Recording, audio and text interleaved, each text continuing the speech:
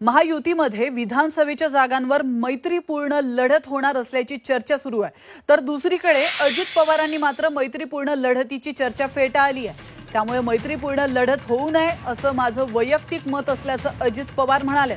तर राज्यामध्ये महायुतीमध्ये काही जागांवर मैत्रीपूर्ण लढती व्हाव्यात अशी अपेक्षा माजी मंत्री अर्जुन खोतकर यांनी व्यक्त केली आहे। यापूर्वीही भाजप शिवसेनेच्या काळामध्ये अशा लढती झाल्या होत्या, पण अंतिम निर्णय वरिष्ठ नेते घेतील असंही खोतकर म्हणाले। त्यामुळे मैत्रीपूर्ण लढतीवरून महायुतीमध्ये मतभेद असल्याचं समोर आलंय।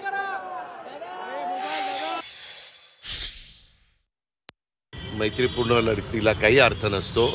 मग एका ठिकाणी मैत्रीपूर्ण लढत झाली, मग शेजारी का नाही, मग तिकडं का नाही, मग तिकडं का नाही, काही त्याला त्याचा बेस राहत नाही।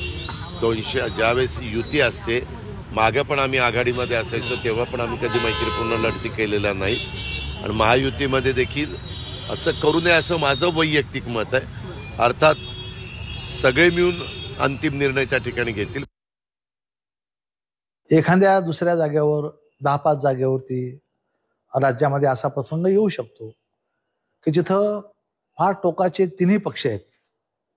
मग पक्षश्रेष्ठीला तशा पद्धतीमध्ये निर्णय घेणं अवघड जातं।